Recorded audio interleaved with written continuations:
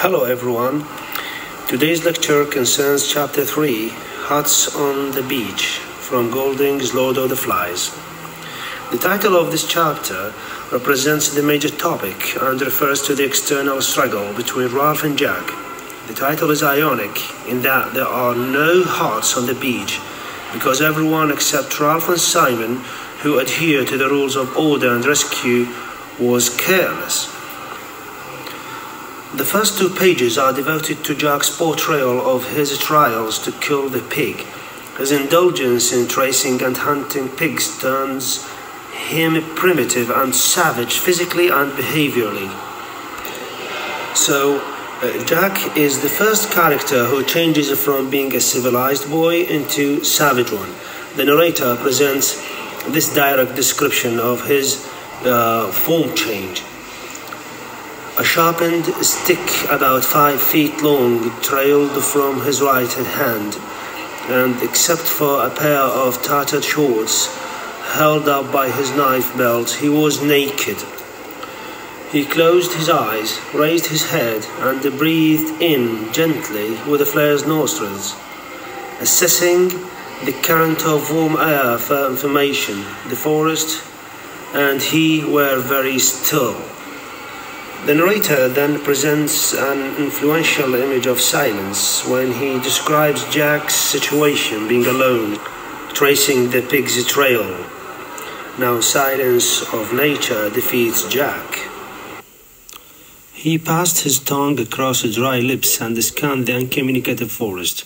Then again he stole forward and cast his way and that over the ground. The silence of the forest was more oppressive than the heat. So the image of being a primitive-like figure is later underscored by the narrator's comment, "For a minute became less a hunter than a furtive thing, ape-like among the tangle of trees." The verb became indicates a transition situation. Now Jack changes from being a hunter into animal-like an ape. The physical transformation on Jack's part is pictured out with a successive employment of modifiers. Just like these, Jack stood there, streaming with sweat, streaked with brown earth, stained by all the vicissitudes of a day's hunting.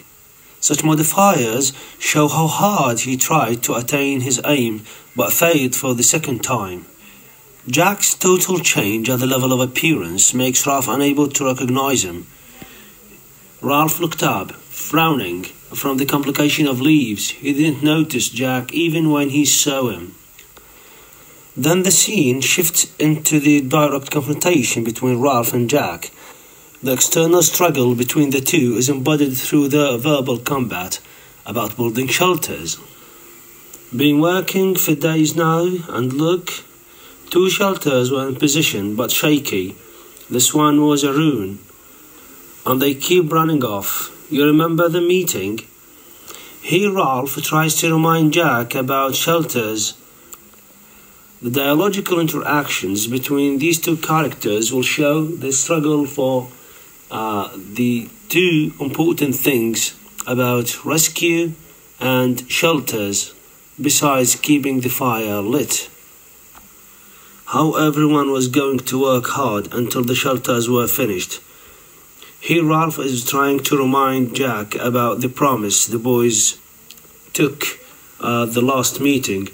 The use of "was going to" indicates that the promise was not done, and that the characters forgot everything about what they have promised to do in the last meeting. Ralph is really disappointed when he classifies the other boys' duties, all of which are neglected. They are hopeless. The older ones aren't much better. Did you see? All day I've been working with Simon, no one else. They are off bathing, or eating, or playing. His loss of hope is not in the idea of getting rescued, but in the boys themselves. He criticizes the general idea of meeting when he used the plural form of meetings. Meetings. Don't we love meetings? Every day, twice a day. We talk. He got on one elbow. I bet if I blew the conch this minute, they'd come running. Then we'd be, very solemn, and someone would say we ought to build a jet, or a submarine, or a TV set. When the meeting was over, they'd work for 5 minutes, then wander off or go hunting. So, the theme of order versus disorder can be very clearly seen in this paragraph. The savage appearance on the part of Jack is rendered to us through the narrator's comment, "The madness came into his eyes again." And this appearance corresponds to his verbal behavior when he insists on the idea of hunting. "I thought I might kill." Then the climax of the conflict comes to its point in this chapter when the narrator tells, now the antagonism was audible. This comment followed a dialogical interaction between Jack and Ralph, when Ralph accuses Jack of not responsive and helpful. "You wouldn't care to help with the shelters, I suppose?" Jack's response was about meat, and he repeats the idea of getting meat. "We want meat."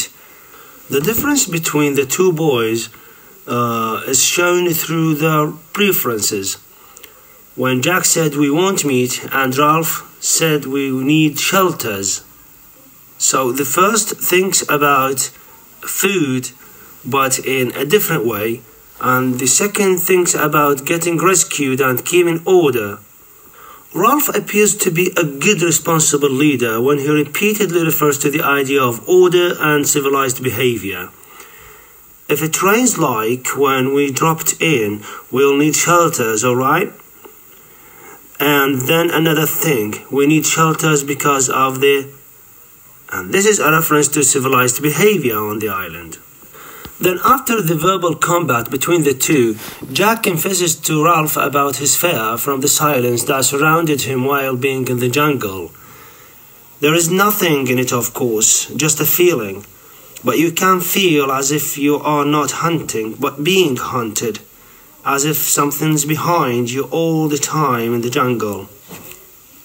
Jack's symbol of disorder is represented by forgetting about rescue, contrary to Ralph, who from time to time reminds about it. "The best thing you can do is get ourselves rescued," is said by Ralph. And Jack, of course, now doesn't remember anything about the word of rescue. Jack had to think for a moment before he could remember what rescue was. Rescue? Yes, of course. All the same, I'd like to catch a pig first. He snatched up his spear and dashed it into the ground. The pig, mad look came into his eyes again. Ralph looked at him critically through his tangle of fair hair. "So long as you hunters remember the fire, you and your fire." The primitive and savage instinct in Jack's behavior is shown clearly when he missed Ralph's point about fire. "We could steal up on one, paint our faces so they wouldn't see, perhaps surround them, and then..." Indignation took away Ralph's control. "I was talking about smoke. Don't you want to be rescued? All you can talk about is pig, pig, pig." A further example is asserted by Ralph's repetition of "no help." People don't help much, which is part of disorder. The antagonism between the two boys is foreshadowed by the narrator, as if this hostility is going to be on progress in the forthcoming chapters. They walked along two continents of experience and feeling, unable to communicate. The last part of this chapter is devoted to Simon. He wanders in the forest alone and helps some younger kids to get fruit. Thus Simon is a further development in this chapter besides the development of the struggle between the two boys, Ralph and Jack. Simon's figure represents help and discipline, since he helps Ralph in building shelters and also providing fruit to the little ones, which indicates kindness and sympathy. So Simon's goodness in helping Ralph and kindness towards the little ones seemed to come from within him, tied to his connection with nature. This connection becomes visible through picturing out how nature welcomes Simon when wanders through the jungle. Aspects of nature greeting to Simon can be shown by the narrator's choice of expressions concerning the use of certain metaphors and personifications of different parts of the plants, such as the creepers, the thorns, branches, flowers, and even rocks. Simon turned away from them and went where the just perceptible path led him. Soon high jungle closed in. Tall trunks bore unexpected pale flowers all the way up the dark canopy, where life went on clamorously. The air here was dark too, and the creepers dropped their robes like the rigging of the foundered ships. His feet left the prints in the soft soil, and the creepers shivered through their lengths when he bumped them. So you see we have here the creepers drop their robes. Here we have a personified expression. It is a matter of how to welcome Simon without hurting his feet through the thorns on the creepers. And we have the creepers shivered, also another personified expression, and just because of the warmly welcoming. He came at last to a place where more sunshine fell. Since they had not so far to go for light, the creepers had woven a great mat that hung at the side of an open space in the jungle. Another beautiful expression. Now also the creepers had woven a great mat. You see?